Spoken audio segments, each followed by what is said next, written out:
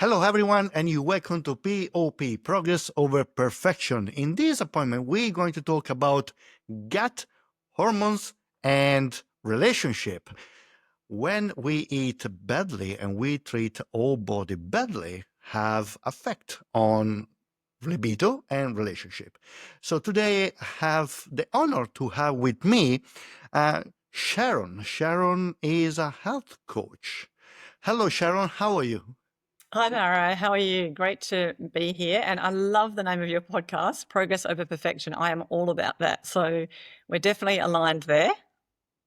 Yes, I really believe people too many times talks about we must be perfect. No, don't be perfect. Just grow from you where you are and you get there. Yeah, what do you think?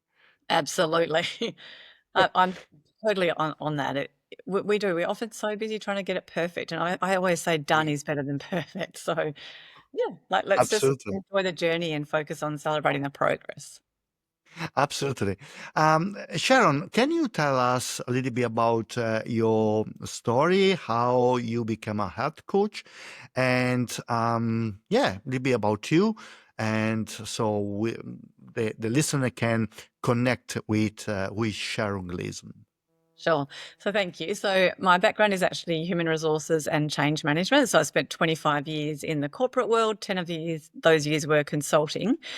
And it worked really well when my girls were in primary school together. But once my elder daughter went to high school, things started to get a bit challenging. So for me, when we had a family, my husband was in a very, very busy job. And the agreement was that, I would be there, the primary one for the children. And I really wanted to be there for my girls. I wanted to be that mum that was dropping them off, picking them up from school, being at all the assemblies and sports carnivals and so on. And it worked, as I said, really well when they were in primary school together. But when my older daughter went to high school, she also started a professional ballet program. And I'm sure many mums can relate to this. If you've got children, our days used to start at 5 a.m. and the last ballet pickup was at 9 p.m. at night, and everything in between was crazy. And I got burnt out. I was Mm. trying to do it all. I was trying to be a present mum, be there for my girls, have a career, run the household. My dad also had Parkinson's disease, so I was trying to support my mum. And I know many women that I talk to can relate to not the same struggles, but similar type struggles.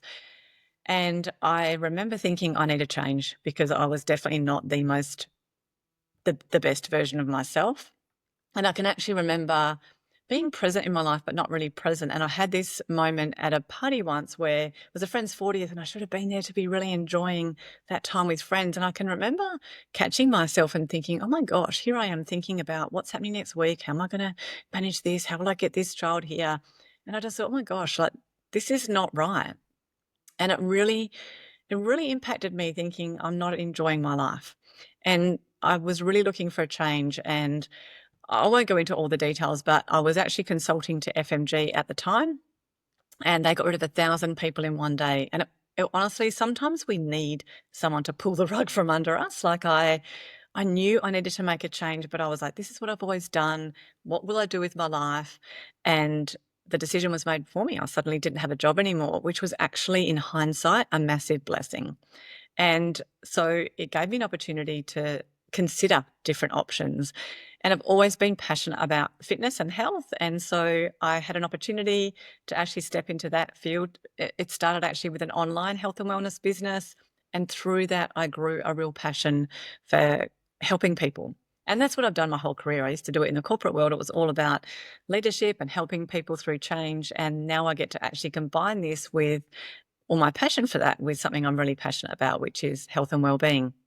So I've been doing that for 10 years now, and absolutely loving it.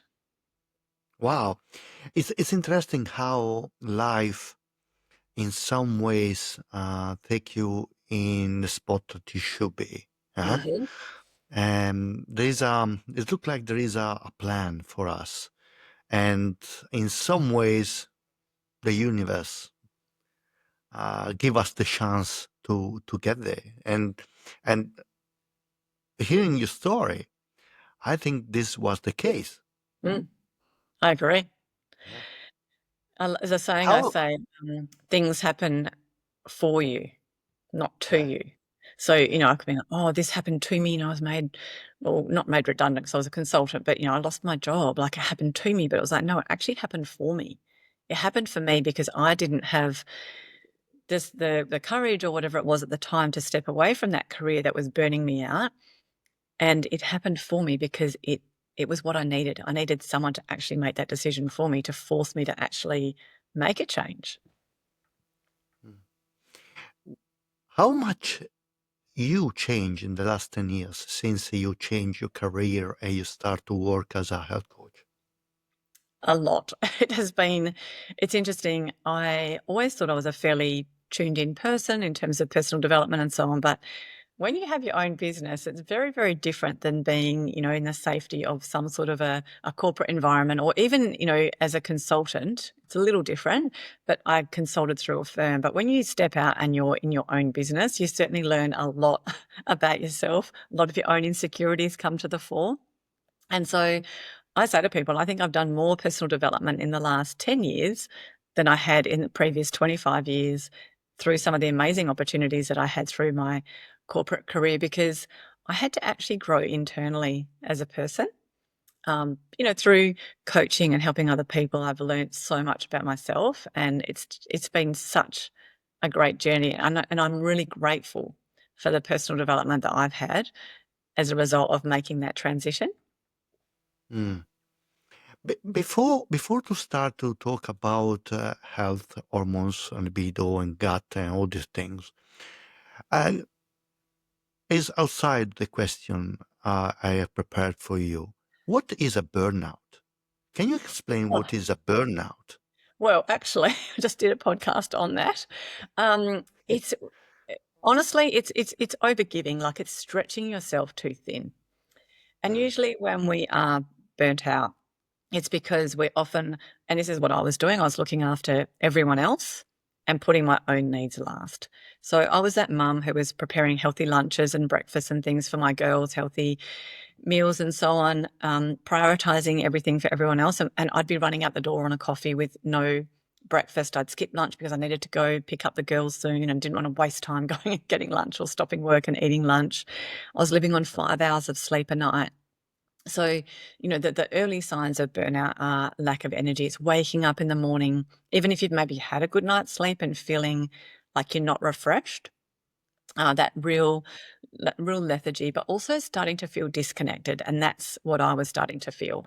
I was The example that I gave of the at the party was an example of being disconnected, because my mind was too busy thinking about my to-do list and all the other things. Um, just not feeling present in your own life is a really big one. For a lot of people, it's poor sleep. Like, I was living on 5 hours of sleep a night, and I must admit, through the work that I've done in the last 10 years, and particularly in the last 3 or 4 years, really appreciating how important sleep is for everything in our lives. Yeah, so burnout correct. is not having boundaries, overgiving, and also not filling up your own cup, like making sure that you are doing things to fill your cup. Like, I used to start to act, I was starting to feel resentful to the people that I loved and the people I was trying to actually do all these things for, because I thought, hang on a second, you're getting to do all the things that you love, go to the parties, go to ballet, go to swimming, do all the things, but I'm not getting time to do things for me. And so I actually started to feel a little bit resentful toward the people that I was serving, because I wasn't having boundaries, and I also wasn't prioritizing putting me on my priority list. And a lot of women, and I'm sure you possibly find this with your counseling, is a lot of women don't do that. They don't put themselves on their priority list. And I always say you can't pour from an empty cup. So if you're not prioritizing your own health, your own well-being, but also your own happiness, you don't get to show up as the best version of yourself. And that's something I've had to learn myself through coaching. And they often say the thing that you're coaching other people on is what you need yourself. And I guess that's been the thing for me with my business, is I've had to figure this out the hard way along the way and learn these lessons myself. And I guess now what I love to be able to do is actually try to encourage other people to see them before they get to that burnout stage, to start to realize why it's important to put yourself on your priority list rather than waiting until you're burnt out or someone tells you if you keep going the way you're doing, you're going to end up with a health diagnosis, which is what happened to me. Mm. And how this burnout affected your relationship, I knew you were your going to ask family? me Yeah. that. I had a feeling that was the next question. When you're Mm. living on 5 hours sleep a night, the last thing that you feel like doing when you get into bed is being intimate. You just want to go to sleep. And so when you're tired and you are feeling burnt out and also even a little bit resentful, you don't actually have anything to give. And so it ends up becoming another thing on the to-do list rather than something that should feel natural and beautiful. Yeah. Yeah. How And you I think the other overcame thing, this? sorry, I think the other thing too is that it's really important for couples that have children. And my mum gave me this advice, and it was really good advice. She said to me, because I've got 2 girls, and they were into really girly things, ballet and so on, and my husband's a very typical Australian male, and he's not really into ballet and all those sorts of things. And so it sort of became a little bit like me and the girls and him. And my mum spotted it, and she said to me, "You need to be very careful." She said, "Because the girls are going to grow up and they'll leave home, and you'll be left with my husband." And it was good advice because it helped me avoid that trap of getting so caught up with the girls, because you can very easily end up going like this in your relationship, drifting apart because you're both pursuing the things that are important to you. And I was grateful my mum shared that with me, because it did make sure I kept my eye on the ball of our relationship by making sure we did go on date nights, go on little holidays together, etc., to make sure that we, maintained that connection. Mm. Thank you, Sharon, because this is one of the things I work a lot and help couple understand that the kids are a part of their life as a couple. But if they don't work on their relationship, they will find each other. When the kids, maybe one go in England, the other one go the other side of the world, they look at each other and say, now what we going to do here? Who are you? I don't know Yeah, you anymore. yeah. And it is very difficult then restart everything. Need a lot of work. Um, Thank you, Sharon, to talk about this. I think is another topic that we should talk a little bit more in deep. But I thought was important because I'm Yeah. sure there's a lot of listeners out there that they are in the same spot right now. They feel burnout, they feel disconnected because the work take over or the kids take over, the stress in life take over. There is an imbalance in intimacy. Intimacy is very important in relationship.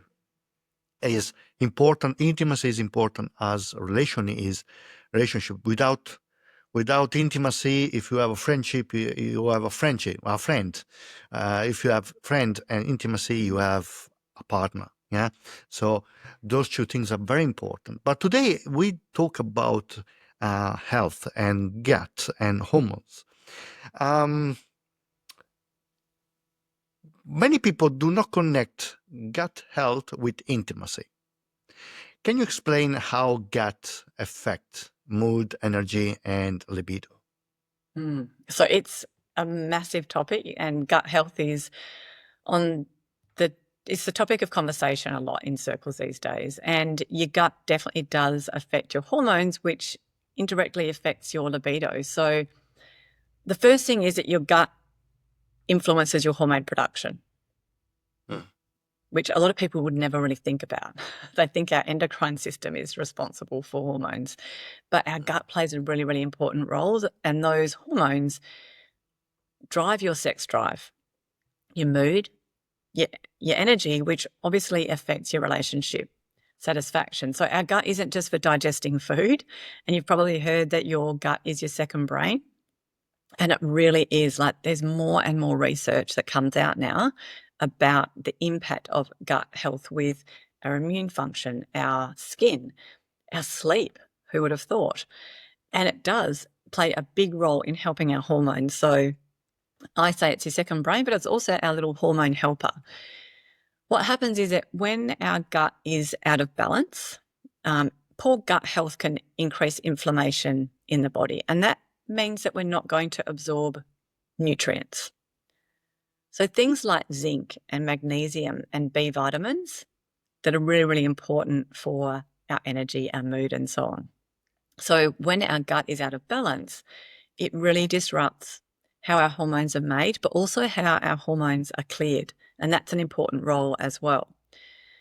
So when we've got a dysregulated gut, it can suppress testosterone, estrogen, and progesterone. And it's really important to, we often think, testosterone is the male hormone and estrogen and progesterone are the female hormones, but they're actually important for both. In fact, I actually had a client who I didn't realize at the time was taking testosterone, and he decided to stop it. And we noticed a massive difference in his energy levels. He just really struggled. Every week he'd say when we'd talk about his actions for the week, it would be about going to the gym and he wouldn't get there. And it was a motivation thing, but also an energy thing. And then somehow one day he actually mentioned something about his testosterone. And he went back on the testosterone. Within 2 weeks, the difference in his energy levels and motivation was huge. So, but equally for women. So testosterone, estrogen, and progesterone can be impacted by a dysregulated gut in both men and women.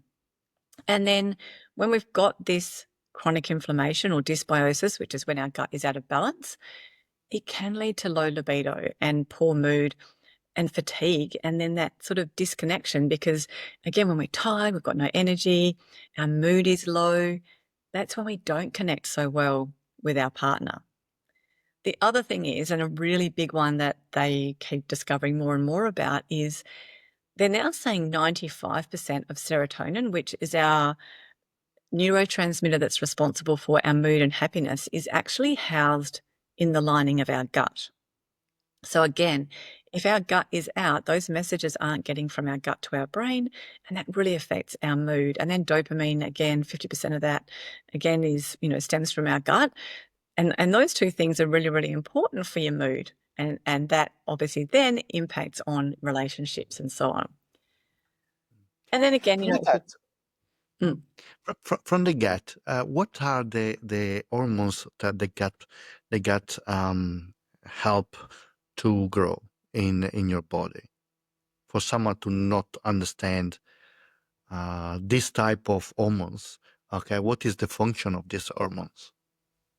So are you asking me what's the function of estrogen and progesterone and testosterone, or? Yeah. Okay. So All for of them, and well, I sorry. mean, there's so many different hormones in our body that actually are hormones that are actually not made in the gut, but they're processed. And if there's an imbalance in the gut, so the gut helps process and also clear the hormones. So if there's an imbalance in the gut, it affects that process. So with women, estrogen is the hormone that's their energy hormone. Progesterone is the more calming hormone. And for women, it's actually the balance of those hormones that's actually really important. Because if one is too, if estrogen is too high and progesterone is too low, that means that calming hormone, that there's not that calming effect. Testosterone is more your energy and your motivation. So that also is important for women, but that's particularly important for men. And so what happens when we get into midlife for both genders is that these hormone levels shift. And if your gut's inflamed, if it's stressed, if it's undernourished, which is a massive problem that we're seeing increasingly, unfortunately, because of poor dietary choices and much more leaning towards processed foods rather than whole clean foods. When that happens, those changes are more dramatic. And that's the role of the gut. So if our gut is inflamed, if it's stressed, if it's not nourished well, and these hormone levels are shifting, people will notice those changes more dramatically. So testosterone, for example, that can start to decline even for women, for example, before menopause. So up to about 50% by the age of 40. And then obviously for women, it's when they start to hit that perimenopause, which is the stage before menopause, estrogen and progesterone also dip. And that's when it comes to relationships and libido, it really affects vaginal health. It can affect desire. It creates a lot of dryness. It affects women's energy and also mood and stability, which is the sort of thing that people most, associate with menopause. And that's a natural part of what's happening in a woman's life. And it's really important for women to understand what's happening to their bodies, but also for men to understand what their partner is going through. And that's where that sort of communication, education, but also the communication is really important, because typically we don't talk about these things. Mm. And I know for me, I did notice a big difference in dryness, but I just tried to push through it rather than asking someone for help or talking to my husband about it. And it was only when my cousin was quite frank and shared a tip with me that it made a big difference for me. So, and again, sometimes it's just a bit of our generation, it's maybe something that we don't normally talk about, but I think it is something.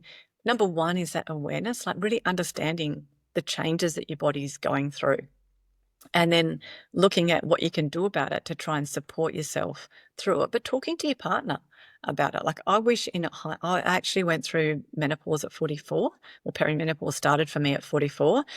I had no idea what was happening to me. I actually started noticing I was getting heart palpitations. I was upset a lot more easily than normal. And I actually honestly thought I was having a mental breakdown, but I didn't talk to anyone about it. I just thought, oh my gosh, like what is wrong with me? And it was only when I got some of the more common perimenopause symptoms, like the hot flushes and so on, that I started to realize, this is actually perimenopause. And then I started to seek some help. So I think, and there is a lot more information out there now, which is fantastic. But I think it is about, for both men and women, like being aware of the changes that we're going to go through, both of us, but also being okay with talking about it, because that way it means that together you've got that awareness, and you can also look at, what might be some solutions as well. Mm, mm. What is a menopause? So menopause is actually only a one-day event. Like we do use the terms interchangeably. So perimenopause is when women start to that change starts to happen. So that's the stage before menopause, where they do start to get feeling a bit flat. They might feel a bit disconnected. They might not feel like themselves. Libido does drop. And they start to get some of the dryness and so on. Menopause is only a one-day event, and that's 12 months since the day that you last had a period. And then beyond that, you can still have symptoms, but the symptoms might actually change. And it can go from between 6 to 10 years. So it's a long time of your life. I know, get ready. I mean, one thing for me was that whilst the symptoms came, and I wasn't expecting them, because I sort of always thought menopause happened in your 50s, because that's what happened with my mum. I wasn't ready for it. I just had no idea what was happening to me. But when I did realize what it was, I did go and get help straight away, and it made a big difference. So I think it's about being aware of the changes early that your body's going to go through, so that you know the signs to start to look for. And then also looking out for what are the different options for me. Some people like to go the more natural route. Others are quite open to going to their GP and talking about hormone replacement therapy and so on. So it's really about educating yourself, I guess, and as I said, there's a lot more information out there, and the conversation is also more open. In fact, actually, just yesterday I was on a menopause workshop, and it was with a woman who's based out of Sydney, and she's got Menopause Friendly Australia, and they're starting to actually even try to focus more on the conversation in the workplace. So it's a lot more openly talked about now. Mm. Do you know anything about andropause? That term was actually raised yesterday, and I thought I need to actually go and look into that a bit more. So I'm going to have to say no. Okay, no, because I know that andropause is the menopause for men. For men. For men, yes, we go through similar things. Mm. That we, in theory, for what I know, is what we called the um, the cries of the middle age. Huh? When a man start to uh, get maybe a motorbike and the leather jacket and start to ride away and be rock and roll again, smoke. So that Midlife crisis. is middle life crisis. Yes. But I like Um, your way of saying the more the Italian version. Yeah. But men are going yes. through the same sorts of things. So their testosterone starts to decline at around 30. Yeah. So at around 30 years of age, testosterone starts to drop off about 1% a year. Mm. And again, for men, their gut health and also their body composition can affect what's happening with their testosterone. So for men, the more abdominal fat Mm. means the more estrogen and the less testosterone. So that's something for men to really be thinking about. Why? I mean, obviously, my ideal client or the people that I work with most is women. I do have some male clients, and so I've started to look into this a little more. I wasn't familiar with the term, but I do know what happens, hormonally now in terms of what happens to men from 30, because I've needed to research it for some of my clients. But again, that's when men might start to notice a bit of a reduced drive, stamina, erections, but also confidence. And again, like, women, we will talk about these sort of things. Men don't.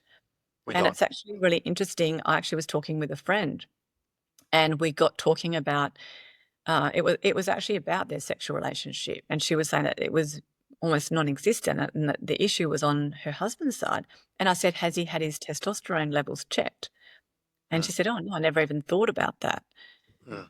And there's a very simple way that a man can test his testosterone levels, and that's that every morning you should wake up with an erection.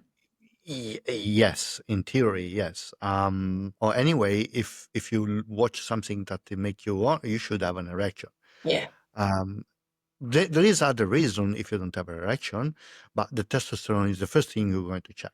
Then you can Yes. go in to check if your blood fluidity is working and your heart is pumping. That is another thing because I know that if you have problem with erection, can be that you get close to a stroke. So it's important to check out. No, you're right. Men don't talk about this stuff. And John Gottman used to say the difference between men and women is when women are in trouble, they go to seek help in therapy, and boys go in jail. So, you know, it's true. There's a big difference between the two. Yes. Do you think a man should, around the 50s, should start to have some uh, testosterone intake? I think they would need to talk to their doctor about that. Okay. Yeah. Okay. I mean, like, I just think about my husband. Hopefully, he won't be watching Yeah. this. I wouldn't say that he should just go and do that.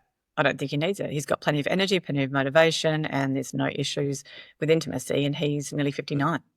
So I think it really does depend on the man, but I do think that it's something where and our body is really smart, like, it gives us signs, but we Mm. are so busy that we don't listen to the signs or pay attention to the signs that our body is giving us. So I think, for a man, if they do start to notice that they are not feeling it, if their energy dips, if their motivation isn't there, and obviously if they're not feeling, sexually aroused and so on, then that to me would be the first sign to actually go and get your levels tested and see whether perhaps testosterone therapy can help. But I think sometimes men avoid that because it's almost like a pride thing or an ego thing. Whereas I love the fact that my client was like, it makes such a difference to me. And I was like, that's great. Just go get the help rather than sitting there and struggling. So, and it was great that he was able to openly talk to me about that too. So I Mm. think with men, it's about tune into the signs and be okay with going and asking for the help, because it's a lot easier to go and have that conversation with your doctor than to be trying to manage your relationship with your partner or your wife when these things aren't working well. Because, if your energy's down, your mood's down, if you're not intimate, that's going to affect your relationship. And so it's a lot easier True. to treat the problem at the source rather than wait until sometimes, through that process, damage can be done to the relationship. And that's when people end up with you, Mel, or worse. Mm. Oh yeah, absolutely. Uh, well, if they amp with me, they maybe there's some chance to be saved. Otherwise, big trouble. Um, what what is do you think? Let's talk about lifestyle. Okay, and what are the habits that people should implement in their life to have a healthy and happy relationship, and despite menopause and other things? I think the first thing is I talk about 5 pillars of health. So Mm. if we're talking from a lifestyle perspective, just being really mindful about those. So obviously nutrition is a really big one. Mhm. So for example, just making sure that you are prioritizing your nutrition and focusing on eating for energy. So as much as we can try to eliminate some of the foods that we know cause inflammation, and before I rattle off this list, please let me say one thing, and that is I am all about balance. I enjoy Mm. a glass of wine. I enjoy a family Friday night pizza. So I'm not saying cut all these things out, but let's aim for maybe 80, 70, 80, 90%, whatever you want to do healthy, and 10%, 20%, 30%, what I call the sometimes foods and things. So what we want to Pizza is try not and do. sometime food. You cannot tell us about Italian pizza is a sometime food. No, but I mean, the way No, that I'm joking. Italians eat, it's usually so beautiful and fresh and so on, but, our processed foods are not so great. So we really want to be trying to reduce the foods that cause inflammation. So things like sugar, which is a big part Mm, of diet now, processed foods, alcohol, and those really ultra processed takeaway foods and fried foods. We want to mm, be eating more whole clean foods as much as we possibly can. And for people where that's a challenge, it is maybe looking at something like supplementation. Like if you don't enjoy eating your fruits and vegetables or you're struggling with your gut, then maybe look at something that you can do to support it. But really, what we want to try and do is make sure we're eating a really balanced diet, really prioritizing protein with every meal, filling half your plate with non starchy vegetables, having mm, then the other quarter of your plate filled up with some healthy carbohydrates and healthy fats, and the remaining quarter is protein. Like that is a really simple model, and I can send that to you. And if you've got podcast notes, you can pop the how to fill your plate in there. But that's just a really basic thing people can do to support their health, to support their energy levels, and mhm, also to start supporting gut health. I mean, there's a lot of other things that you can do to support gut health, but we were talking about lifestyle. Exercising and moving your body, like that does release those good endorphins. It also helps with sleep. So making sure that we're moving, getting some exercise is really important. Making sure we're prioritizing sleep. When we don't get enough sleep, that impacts on cravings, our energy levels and so on, which is obviously going to impact on our relationships.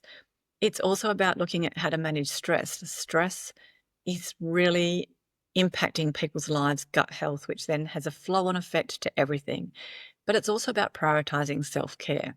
So when it comes to thinking about what can we do lifestyle wise, it's thinking about each of those 5 pillars and what could I be trying to incorporate into my day around those different things. So it's maybe something like, what can I be doing around my nutrition? What could I be doing as far as movement and exercise? And I'm all about small changes. People are busy, and it might just be if you're working through lunch, for example, maybe it's just going, you know what, I'm going to take a 5 or 10 minute break, walk outside, get some fresh air, get some sunshine.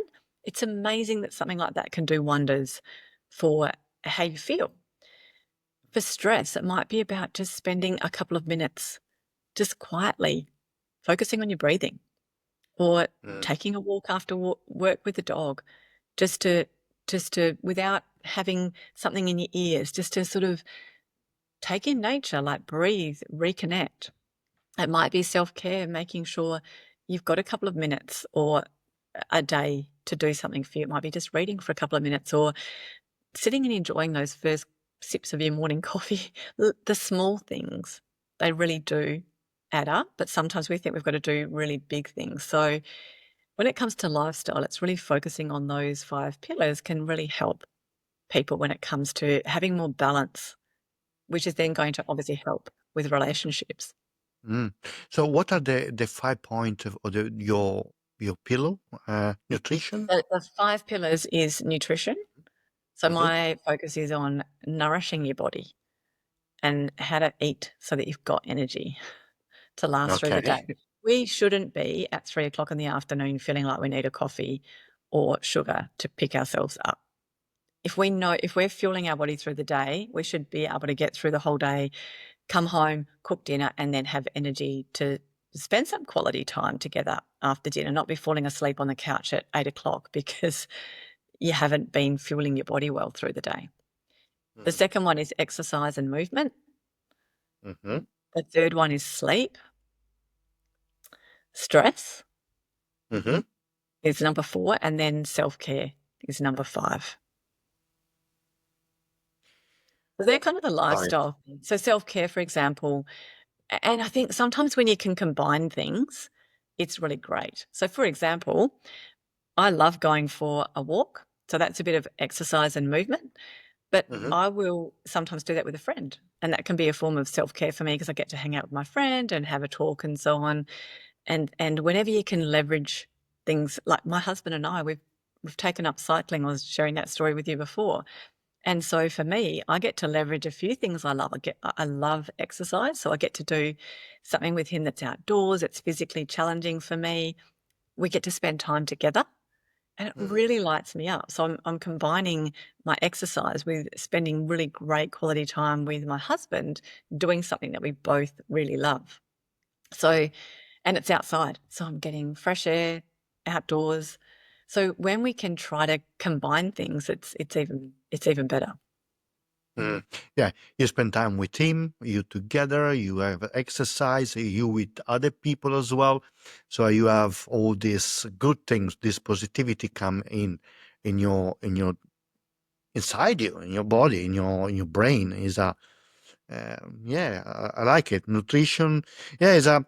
I think your 5 pillars, and I would love that you give me the you say the spreadsheet you have. How to fill your plate? Yes, to put on here on the podcast, Sure. as a maybe people want to get them. What do you think? And I can give you those 5 pillars as well. I Good, actually, good. have around those 5 pillars mindset Yeah, because I I can that's put simple. maybe if you have a link or something, I can put a link in the description so people, if they want to, can download it if you want. Sure. Mm. So did you want to I talk a little bit more about, because one of the things that we were talking about was gut health and so on. Did you want me to go into a little bit more detail around the foods that can support a healthy gut? see. See, this was the next bit. Yes, food and use. We're talking about. I'm going to fix this later, and then the gut. The gut. You say that what you can do about the gut. You know how you can do it for that. Do Yeah. do you wanna Yes. ask me that? Sorry, I went off track, off the It's nutrition down the okay. No, no, so do no, you no, wanna ask you ask you cut this bit out, ask me the question, and we'll go from there. no, no. Look, I didn't stop you because I like what you're saying. So if I find something that is interesting, I just let you do it because I think for me it was interesting. I learned something here. So I think the other people out there, I hope can learn something too. So now from here, okay, let's next question is about gut and food. Sharon, what we should do to keep our gut happy and healthy? So, I have talked about the how to fill your plate. That is the starting point. Half your plate, non-starchy vegetables, a quarter of your plate, your lean protein, and the other quarter, your healthy carbs and healthy fats. And there's a lot of misinformation out there about food and a lot of confusion. And a lot of people say, oh, don't eat carbs and don't eat fat, or should I do this diet or that diet? Honestly, that is the simplest way to be able to eat for energy, to maintain your energy throughout the day, to support a healthy gut. to manage cravings, and also to keep your blood sugar nice and stable, which is a whole other issue. But when it comes specifically to your gut, there's a few things that we really want to try and add in to our diet to really support a healthy gut. So you might have heard of probiotics. So probiotics are the good bacteria that we've got naturally in our gut, but we also want to add more of those. I'll talk about that in a minute. But there's also what we call prebiotics. So prebiotics, they feed the good bacteria that you've already got in your gut, or if you're taking a probiotic, they're also going to feed that as well. So it's kind of like the fertilizer for your gut microbiome. We've actually got more bacteria in our gut than we've got cells in our whole body. So our gut, there's a lot going on there.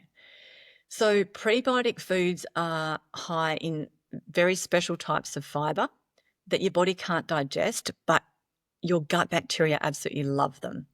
So these are things like, and I also think, we eat these things and then they're not very nice for on your breath, but garlic and raw onions are actually really great sources of prebiotics, as are leeks, asparagus, artichokes, things like chicory root and dandelion greens. Like I've got a tea that's actually got chicory root and dandelion in it, so that's really great source of prebiotics.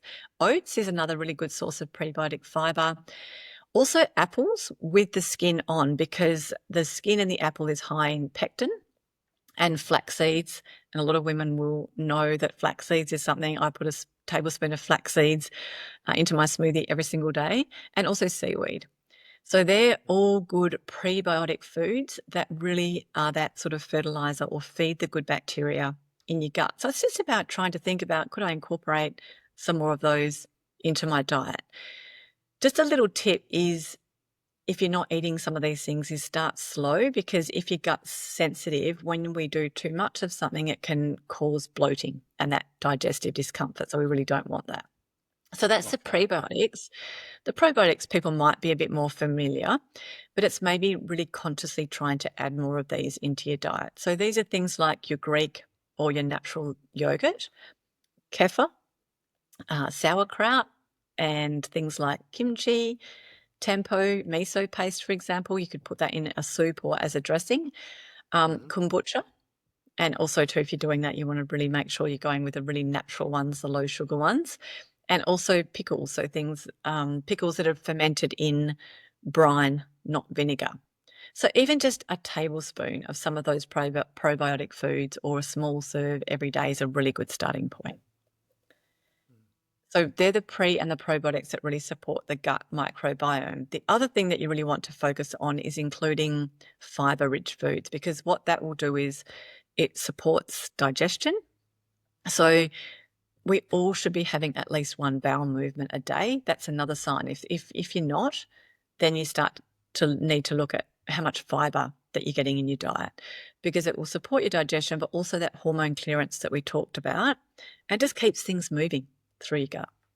And when we don't go to the bathroom every day, what happens is that stool that's there with all those toxins that's designed to leave your body, and also excess hormones, when that's sitting there, they actually start to be reabsorbed into your bloodstream. You really don't want that. So we need to actually make sure we are going to the bathroom every day. So we really want to focus on soluble fibers and insoluble fibers, because what those do is they help to remove excess estrogen. They really help reduce inflammation.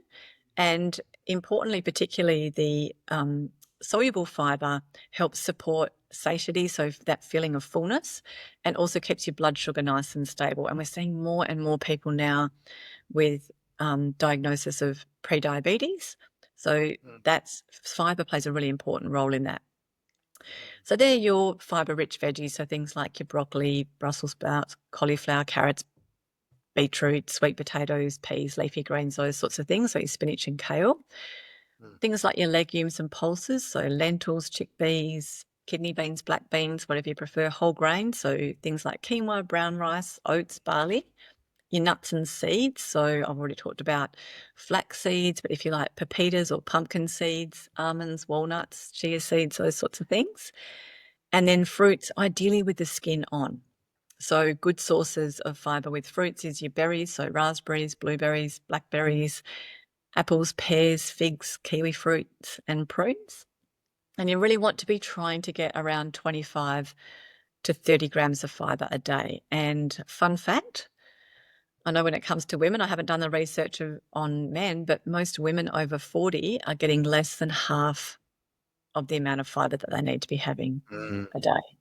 And that's because a lot of So women skip meals or eat so processed foods. to get 25 gram of fiber, what I have to eat?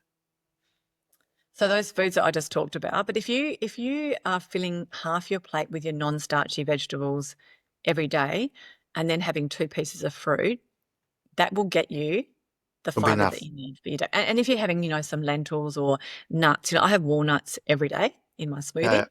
That's getting so it's looking again, it's about variety. We don't want to just be only Mm, eating fruit and vegetables. Like if we can, it's really easier when you start to know what to do to mm, think about how you can do things. Like I'll make a salad and I'll often put sunflower seeds and pumpkin seeds over the top. I'll mm, put some chia seeds or flax seeds into my smoothie. So it's just about little things that you can do to add a little bit more in rather than thinking I need to overhaul my whole diet. So it might be just having a look and thinking, what could I add into my diet just to give me a little bit more? mm, And the World Health Organization say that we should be having to get the amount of fiber. And this is because, particularly in Australia, and it's a little bit different for you in Italy. I remember going to Italy and going, these tomatoes do not look like the tomatoes that you see growing in Australia or taste like them because we're just planting in different soils. But there's lots of studies done on the nutrient value of food these days, and it's depleted hugely over the last 20 to 30 years because we plant over and over in the same soils.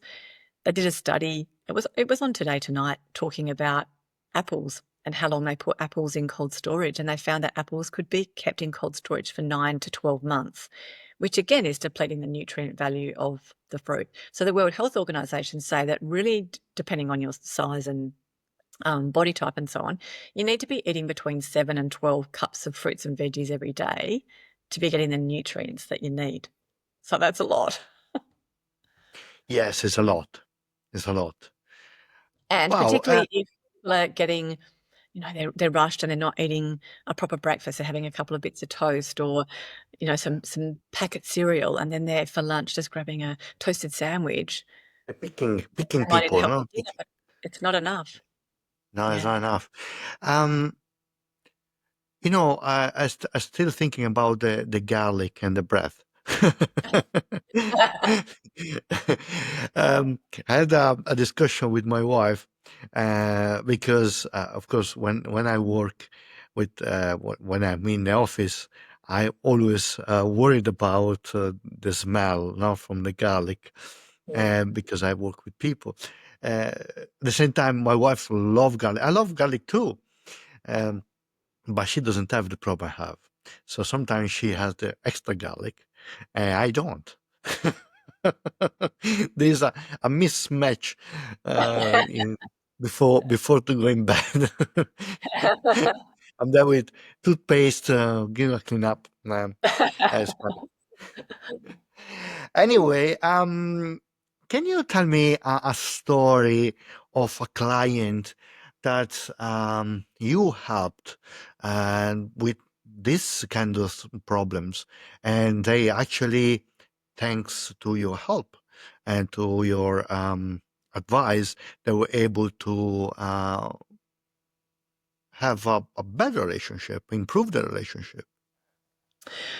I think it's not just one thing. Like I did have one client, and it's a bit of a sad story. She didn't like looking at herself in the mirror Mm, because of how she looked. And again, she was that mum who was putting everyone and everything first, even mm, her own husband's exercise and so on.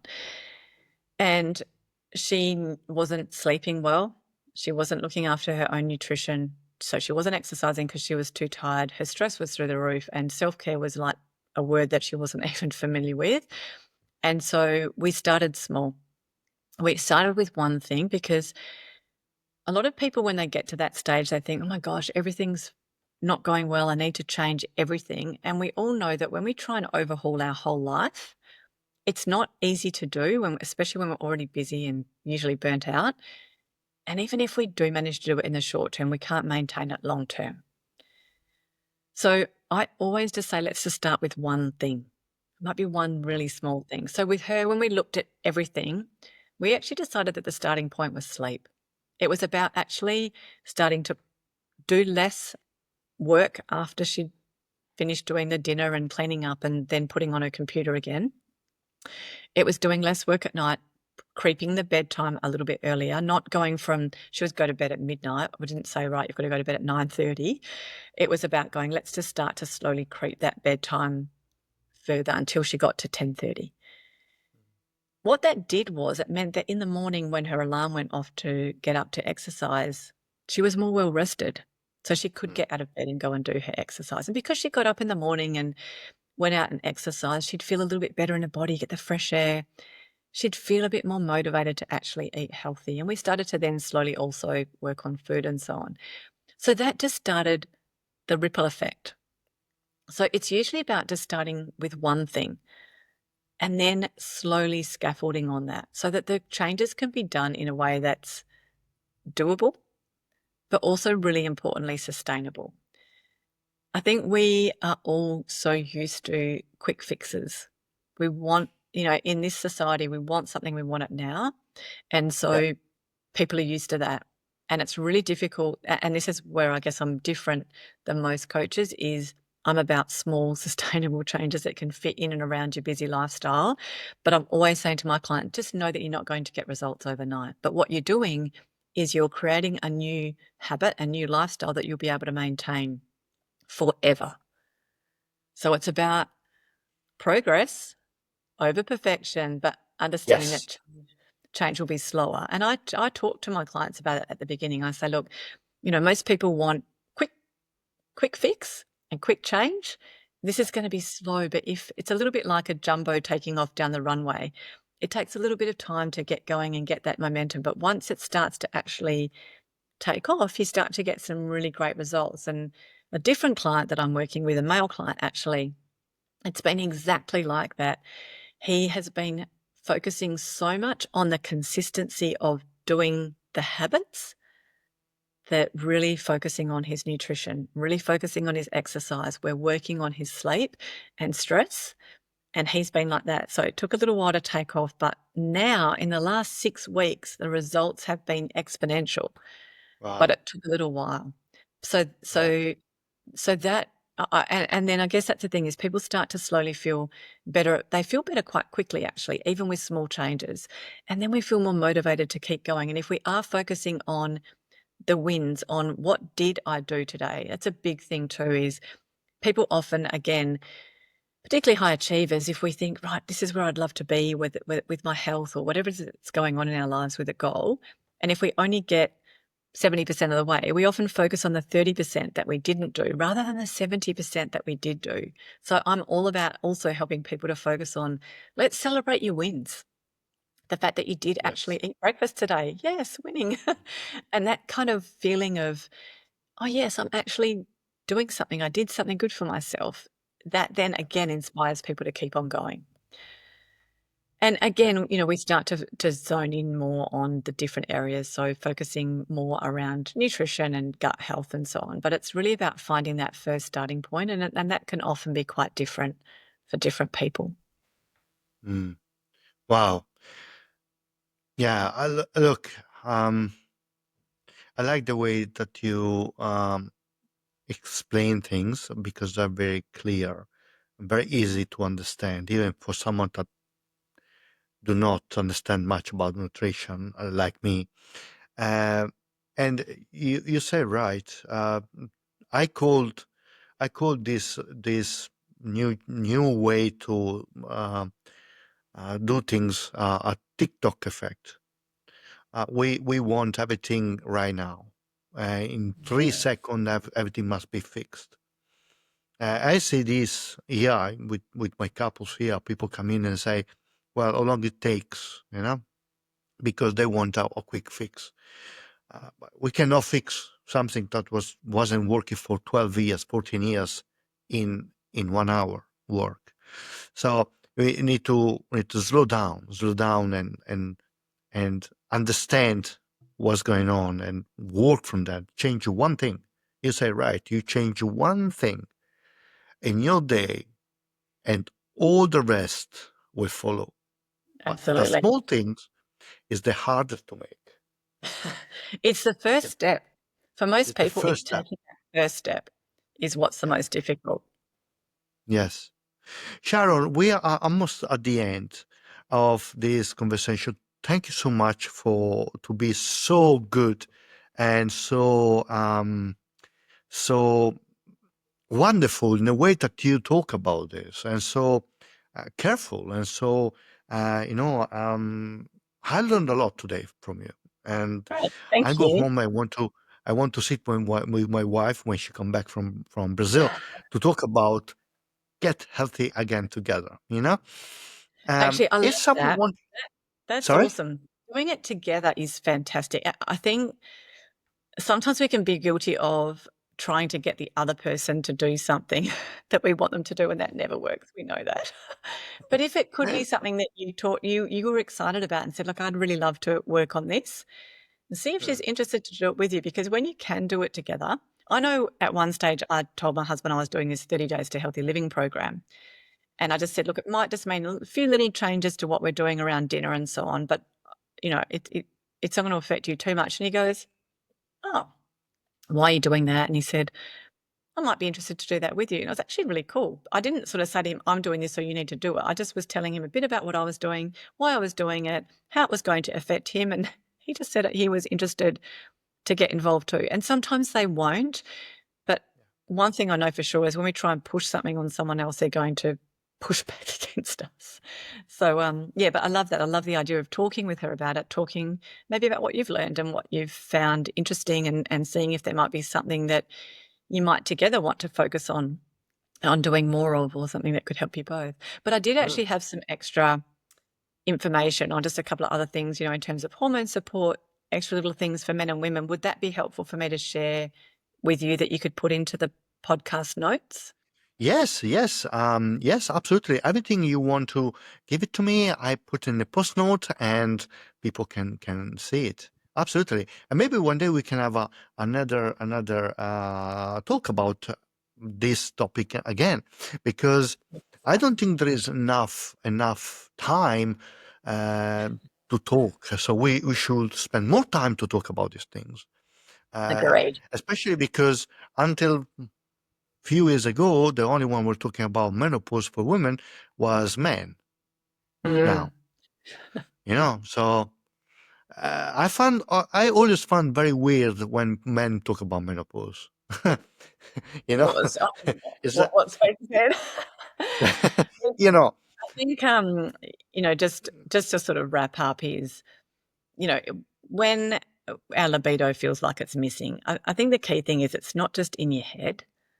Like, that drop in libido is often the first sign that something deeper is going on. It might be emotionally, but also it is important to consider the physical. We often just focus on maybe it's a disconnection in the relationship, but there could actually be something physically going on. So gut health and hormones aren't separate to our emotional well-being and connection. Like, they are very much linked. So I think for anyone watching the podcast is, if something's going on, you're not broken, you're not past it. Sometimes people think, oh, maybe we're just past it. I've heard people actually say that, but it might just be that maybe your body needs more nourishment. Maybe you need to reduce that inflammation or help to rebalance your hormones, and get the physical side checked out as well as the emotional side, because they're both important, and they're not separate.